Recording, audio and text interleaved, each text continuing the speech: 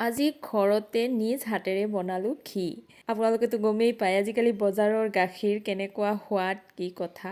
আৰু আগত যেনেকুৱাকৈ গৰুৰ গাখীৰৰ যিটো এটা পিয়ৰিটি আছিল, আজিকালি বজাৰৰ গাখীৰবোৰত তেনেকুৱা পিয়ৰ নহয়। তথাপিও তাৰ পৰাই মই অকণমানকৈ সৰ ভালেকেইদিনেই হ'ল জমা কৰি থোৱা। আৰু এতিয়া সৰখিনি উলিয়াই লৈ তাত অকণমান পানী দি মই চামুচেৰে ঘুটি ল'লোঁ। এইখিনি কাম মিক্সিতো কৰা যায়, কিন্তু মই এলাহতে মিক্সিটো নুলিয়ালোঁ, হাতেৰে কামখিনি কৰিলোঁ। মোৰ প্ৰথম প্ৰচেছটো শেষ হ'ল আৰু এতিয়া পানীৰ পৰা ক্ৰীমখিনি চেকি উলিয়াই ল'লোঁ।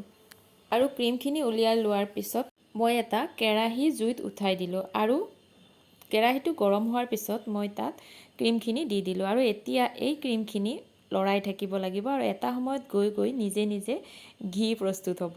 আৰু এনেদৰে আজি মই ঘৰতে খুব সহজতে ঘি প্ৰস্তুত কৰিলোঁ। আৰু এতিয়া ঘিখিনি এখন চেকনিৰে চেকি উলিয়াই ল'ম। আৰু এয়া হৈছে মোৰ পৰীক্ষামূলকভাৱে বনোৱা ঘি। আচলতে প্ৰথমবাৰৰ কাৰণে বনাইছোঁ বাবে অকণমানেই বনালোঁ। ইয়াৰ পিছত মই আকৌ বনাম, কাৰণ একেবাৰে সহজতে আৰু সোনকালে হয়, কষ্টও কম হয় আৰু লগতে পিয়ৰ ঘিও খোৱা যায়, নহয়নে বাৰু? আৰু এই বটলেৰে মই পূৰা ভৰ্তিকৈ সৰ থৈছিলোঁ আৰু ঘি বৰ্তমান হ'ল এইখিনি। চাওক কিমান কম হৈ যায়, নহয়নে?